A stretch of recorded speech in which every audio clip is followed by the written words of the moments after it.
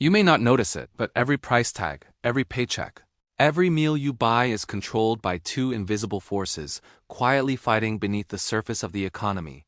One makes your money weaker, the other makes your money stronger. Their battle never ends, and together, they shape how nations rise and families fall. Their names? Inflation and deflation. In the next 12 minutes, you'll understand how this war decides everything from your morning coffee to your country's future. Inflation is when prices rise and the value of money falls. The same $10 buys less over time. It sounds simple, but it's one of the most powerful forces in economics. Mild inflation is normal. It signals a growing economy. But when it runs too fast, people lose trust in money itself. History shows that when prices spiral out of control, chaos follows. Why? Because money is more than paper, it's confidence. And once that confidence is gone, the entire system shakes. If inflation is fire, deflation is ice. It happens when prices fall and people stop spending, expecting things to get even cheaper. It sounds good at first, but it slows trade, lowers profits, and leads to layoffs. When deflation takes hold, fear replaces flow.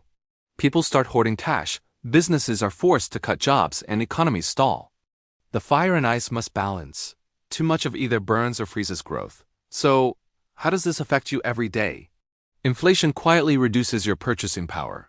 Groceries cost more, rent goes up, and your savings lose their strength.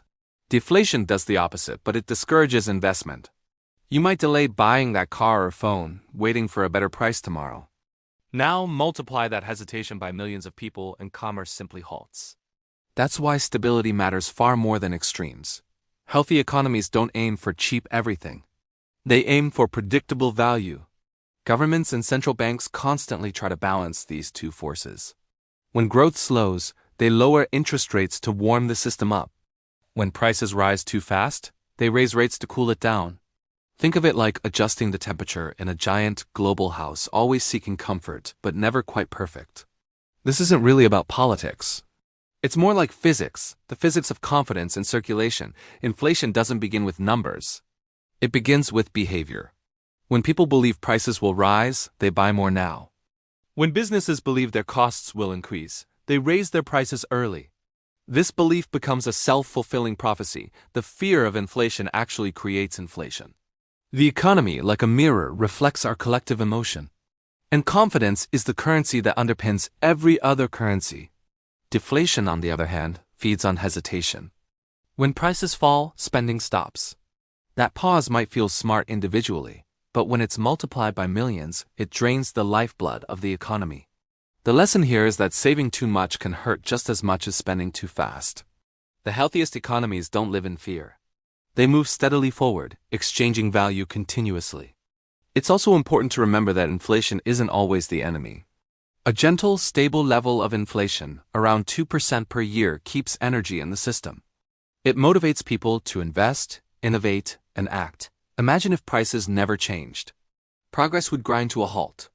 Inflation, in moderation, is the fuel of forward motion. But when it's uncontrolled, it turns into a wildfire, destroying savings and distorting truth. Balance is not the absence of motion. It's the control of speed. And by the same token, deflation isn't always a good thing either.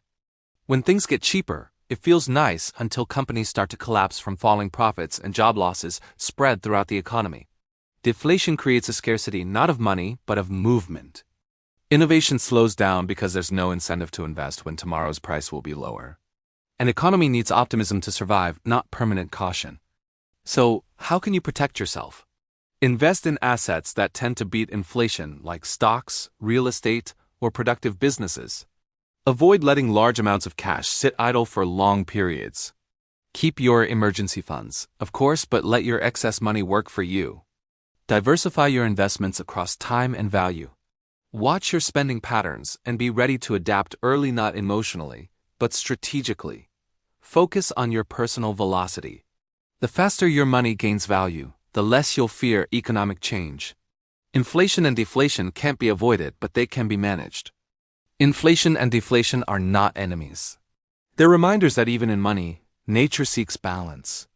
Too much heat burns opportunity. Too much cold freezes it. The wise don't fear either, they prepare for both. Money, like life, breathes in cycles of expansion and contraction. Learn to move with its rhythm, and you'll never be controlled by its storms.